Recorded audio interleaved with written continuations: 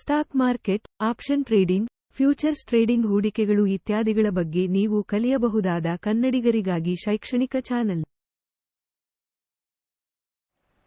ನಮಸ್ಕಾರ ಸ್ನೇಹಿತರೆ, ಎಲ್ರಿಗೂ ಸ್ವಾಗತ ನಮ್ಮ ಕನ್ನಡ ಟ್ರೇಡರ್ ಯೂಟ್ಯೂಬ್ ಚಾನಲ್ನಲ್ಲಿ. ಸ್ನೇಹಿತರೆ, ಎಂದಿನಂತೆ ನಾವು ಇವತ್ತಿನ ದಿವಸ ಮಾರ್ಕೆಟಿನ ಒಂದು ಏನಾಗಬಹುದು ಅನ್ನೋದ್ರ ಬಗ್ಗೆ ಮಾಹಿತಿಯನ್ನು ಪಡ್ಕೊಳ್ಳೋಣ.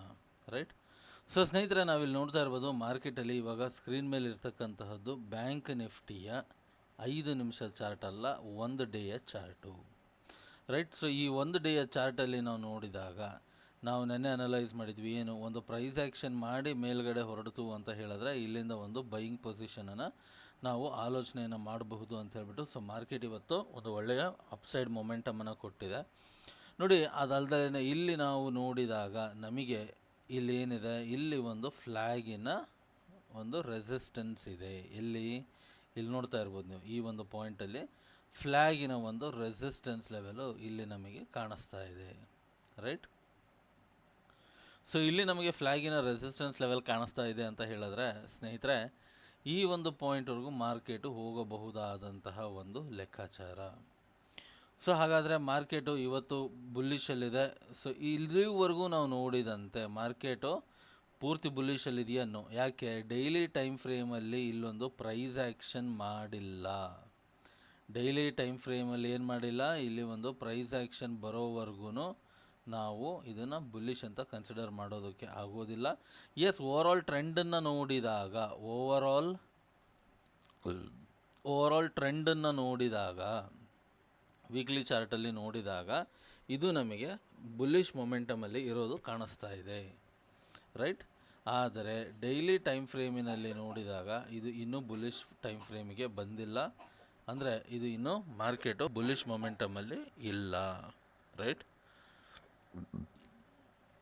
ಇಲ್ಲೇನಾಗಿದೆ, ನಮಗೆ ಒಂದು ಪುಲ್ ಬ್ಯಾಕ್ ಬಂದು ಮಾರ್ಕೆಟು ಮೇಲೆ ಹೋಗಬೇಕಾಗಿದೆ.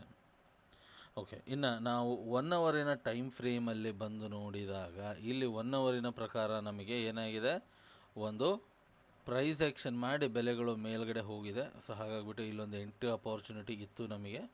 ನಾನು ಹೇಳಿದ್ದೆ ಒಂದು ಲೋವರ್ ಕ್ವಾಂಟಿಟಿಯಲ್ಲಿ ನಾವು ಎಂಟ್ರಿಯನ್ನು ಆಲೋಚಿಸಬಹುದು ಅಂತ ನಮ್ಮ ನೆನ್ನೆಯ ವಿಡಿಯೋದಲ್ಲಿ ಹೇಳಿದ್ದೆ ನಾನು, ಅಲ್ವಾ? ಸೊ ನಮ್ಮ ನೆನ್ನೆಯ ವಿಡಿಯೋನ ಯಾರ್ಯಾರು ನೋಡಿಲ್ಲ ದಯವಿಟ್ಟು ಒಂದ್ಸರಿ ಆ ವಿಡಿಯೋನ ನೋಡ್ಕೊಂಬನ್ನಿ ಸ್ನೇಹಿತರೆ. ಏಕೆ ಅಂತ ಹೇಳಿದ್ರೆ ಇವಾಗ ರೆಗ್ಯುಲರಾಗಿ ಒಂದು 3-4 ದಿವಸದಿಂದ ನೋಡಿದಾಗ್ಲೂ ನಮಗೆ ಮಾರ್ಕೆಟಿನ ಅನಾಲಿಸಿಸು ಒಂದೇ ಥರ ಬರ್ತಾ ಇದೆ.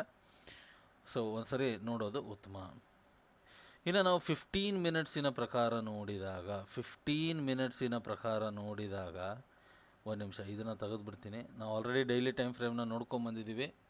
ಸೊ ಹಾಗಾಗಿ ಈ ಒಂದು ಫ್ಲ್ಯಾಗ್ ಆ್ಯಂಡ್ ಪೋಲ್ನ ತೆಗಿತಾ ಇದ್ದೀನಿ ಸ್ನೇಹಿತರೆ. ಸೊ ಇಲ್ಲಿ ನಾವು ನೋಡಿದಾಗ ನಮಗೇನು ಕಾಣಿಸ್ತಾ ಇದೆ ಅಂತ ಹೇಳಿದ್ರೆ, ಈ ಒಂದು ಪಾಯಿಂಟಲ್ಲಿ ನಮಗೆ ಒಂದು ರೆಕ್ಟ್ಯಾಂಗಲ್ ಕಾಣಿಸ್ತಾ ಇದೆ. ಏನಿದ್ರ ಅರ್ಥ, ಇಲ್ಲಿಂದ ರ್ಯಾಲಿ ಆಗಿದೆ, ಇಲ್ಲಿ ಒಂದು ಚೂರು ಬೇಸ್ ಆಗಿದೆ. ರೈಟ್. ಇಲ್ಲಿಂದ ಒಂದು ರ್ಯಾಲಿ ಬಂದ್ಬಿಟ್ಟು ಇಲ್ಲಿ ಏನಾಗಿದೆ, ಇಲ್ಲಿ ಚೂರು ನಮಗೆ ಒಂದು ಬೇಸನ್ನು ಕ್ರಿಯೇಟ್ ಮಾಡಿದೆ.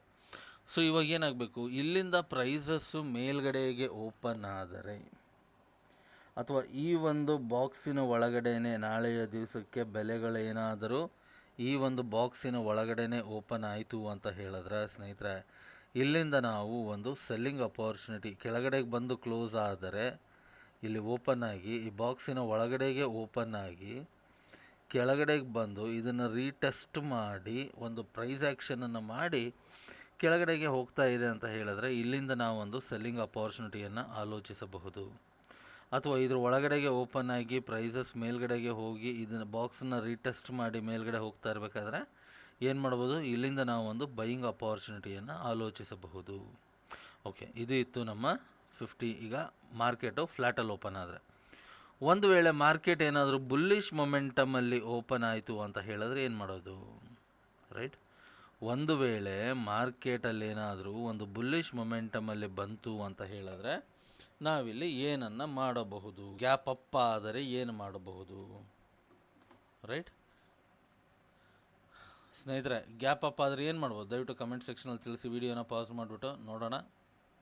ಒಂದು ವೇಳೆ ನಾಳೆಯ ದಿವಸ ಗ್ಯಾಪ್ ಅಪ್ಪಲ್ಲಿ ಓಪನ್ ಆಯಿತು ಪ್ರೈಸಸ್ ಅಂತ ಹೇಳಿದ್ರೆ ಏನು ಮಾಡ್ಬೋದು, ನಾವು ಇಲ್ಲಿ ಬಂದು ರೀಟೆಸ್ಟ್ ಆಗಿ ವಾಪಸ್ ಹೋಗ್ತಾ ಇರಬೇಕಾದ್ರೆ ನಾವು ಒಂದು ಎಂಟ್ರಿಯನ್ನು ಮಾಡ್ಕೋಬಹುದು.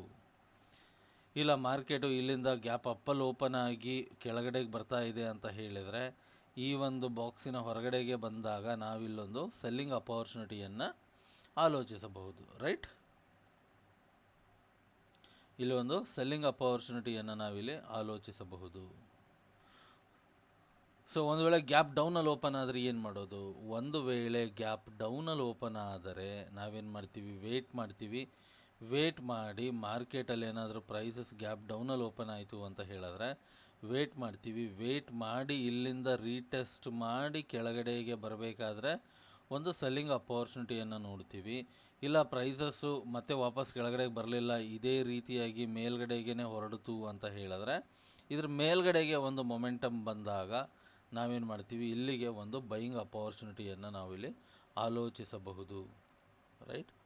ಆಲೋಚನೆ ಮಾಡಿದ್ರೂ ಏನಿದೆ, ಮೇಲ್ಗಡೆಗೆ ನಮಗೆ ಫ್ಲ್ಯಾಗ್ ಆ್ಯಂಡ್ ಪೋಲಿನ ಒಂದು ಅಪ್ಪರ್ ಲೈನ್ ಏನಿದೆ ಅದು ನಮಗೆ ರೆಸಿಸ್ಟೆನ್ಸ್ ಆಗಿ ವರ್ಕ್ ಆಗುವಂತಹ ಸಾಧ್ಯತೆಗಳು ತೀರಾ ಜಾಸ್ತಿ ಇದೆ. ಓಕೆ, ಇನ್ನು ನಿಫ್ಟಿಗೆ ಬಂದರೆ ನಿಫ್ಟಿಯಲ್ಲಿ ನಾವು ನೋಡಿದಾಗ ನಿಫ್ಟಿ ನಮಗೇನು ಮಾಡಿದೆ, ಈ ಒಂದು ಪ್ರೀವಿಯಸ್ ಹೈ 24,493 ಹೈ ಏನಿದೆ ಈ ಒಂದು ಹೈಗೆ ಹತ್ತಿರದಲ್ಲಿದೆ. ಸೊ ಇದನ್ನು ನಾವು 15 ಮಿನಿಟ್ಸಲ್ಲಿ ನೋಡ್ತಾ ಇದ್ದೀವಿ. ಇನ್ನು ಡೈಲಿ ಟೈಮ್ ಫ್ರೇಮಲ್ಲಿ ನೋಡಿದಾಗ ಸ್ನೇಹಿತರೆ ಮಾರ್ಕೆಟ್ ಏನಾಗಿದೆ, ಮಾರ್ಕೆಟು ಇನ್ನೂ ಒಂದು ಡೌನ್ ಸೈಡಿನಲ್ಲೇ ಇರ್ತಕ್ಕಂಥದ್ದು ನಮಗೆ ಕಾಣಿಸ್ತಾ ಇದೆ. ಇಲ್ಲಿಂದ ಪ್ರೈಸಸ್ ಏನಾದರೂ ಈ ರೀತಿಯಾಗಿ ಬಂದು ಮೇಲ್ಗಡೆಗೆ ಹೊರಡ್ತು ಅಂತ ಹೇಳಿದ್ರೆ ಏನು ಮಾಡ್ಬೋದು ನಾವಿಲ್ಲಿ, ಇಲ್ಲಿ ನಾವು ಒಂದು ಮಾರ್ಕೆಟು ಬುಲ್ಲಿಶ್ ಮೊಮೆಂಟಮಲ್ಲಿ ಬಂದಿದೆ ಅಂತ ನಾವಿಲ್ಲಿ ಅರ್ಥ ಮಾಡ್ಕೊಳ್ಳೋದಕ್ಕೆ ಸಾಧ್ಯತೆಗಳು ಕಾಣಸಿಗುತ್ತೆ.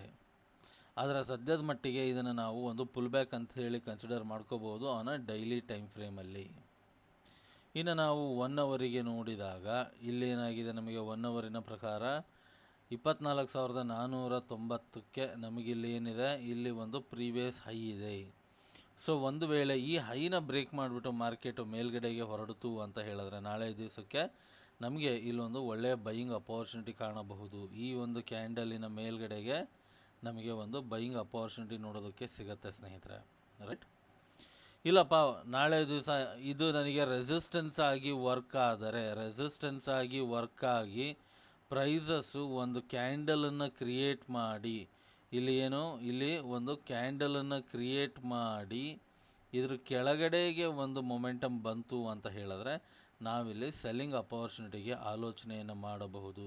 ನಾಳೆಯ ಮೊದಲನೆಯ ಕ್ಯಾಂಡಲ್ ಏನನ್ನು ಹೇಳುತ್ತೆ ಅದರ ಆಧಾರದ ಮೇಲೆ ನಾವಿಲ್ಲಿ ಯೋಚನೆಯನ್ನು ಮಾಡಬಹುದು, ರೈಟ್. ಯಾವುದ್ರ ಪ್ರಕಾರ? 1 ಅವರ್ ಕ್ಯಾಂಡಲಿನ ಪ್ರಕಾರ. ಇನ್ನು ನಾವು 15 ನಿಮಿಷದಲ್ಲಿ ನೋಡಿದ್ರೆ ನಾನು ಆಲ್ರೆಡಿ ಹೇಳ್ದಂಗೆ ಇಲ್ಲೇನಾಗಿದೆ, 24,490 ರೂಪಾಯಿ ಇದ್ರ ಮೇಲ್ಗಡೆಗೆ ಒಂದು ಎಂಟ್ರಿ ಬಂತು ಅಂತ ಹೇಳಿದ್ರೆ ಬಂದು ಒಂದು ಪ್ರೈಸ್ ಆ್ಯಕ್ಷನನ್ನು ಮಾಡ್ತು ಅಂತ ಹೇಳಿದ್ರೆ, ಪ್ರೈಸ್ ಆ್ಯಕ್ಷನ್ ಮಾಡೋದಂದ್ರೆ ಏನು, ಬಂದು ಇದನ್ನು ಮತ್ತೆ ರೀಟೆಸ್ಟ್ ಮಾಡಬೇಕು. ಯಾವುದನ್ನು? ಈ ಒಂದು ಹೈನ ಈ ರೀತಿಯಾಗಿ ಮೇಲ್ಗಡೆಗೆ ಹೋಗಿ ಬಂದು ಮತ್ತೆ ಒಂದು ರೀಟೆಸ್ಟ್ ಮಾಡಿ ರಿಜೆಕ್ಷನ್ ಆಗಿ ಮೇಲ್ಗಡೆಗೆ ಹೋಗುವ ಸಮಯದಲ್ಲಿ ನಾವು ಇಲ್ಲಿ ಒಂದು ಬೈಯಿಂಗ್ ಅಪಾರ್ಚುನಿಟಿಯನ್ನು ಆಲೋಚಿಸಬಹುದು ಸ್ನೇಹಿತರೆ. ಸೊ ಇದು ಇತ್ತು ನಮ್ಮ ಇವತ್ತಿನ ಒಂದು Nifty analysis, bank Nifty analysis. ಸ್ನೇಹಿತರೆ, ವಿಡಿಯೋ ಇಷ್ಟ ಆಗಿದರೆ ದಯವಿಟ್ಟು ಚಾನಲ್ನ ಲೈಕ್ ಮಾಡಿ, ಶೇರ್ ಮಾಡಿ ಹಾಗೂ ನಿಮ್ಮ ಫ್ರೆಂಡ್ಸ್ ಆ್ಯಂಡ್ ಫ್ಯಾಮಿಲಿಯವರೊಂದಿಗೆ ಹಂಚ್ಕೊಳ್ಳಿ ಅಂತ ಹೇಳ್ತಾ ಇವತ್ತಿನ ವಿಡಿಯೋನ ಮುಗಿಸ್ತಾ ಇದ್ದೀನಿ ಸ್ನೇಹಿತರೆ. ಮತ್ತೆ ಸಿಗೋಣ ಮುಂದಿನ ವಿಡಿಯೋದಲ್ಲಿ. ಅಲ್ಲಿಯವರೆಗೂ ಎಲ್ರಿಗೂ ನಮಸ್ಕಾರ. ಜೈ ಹಿಂದ್, ಜೈ ಕರ್ನಾಟಕ.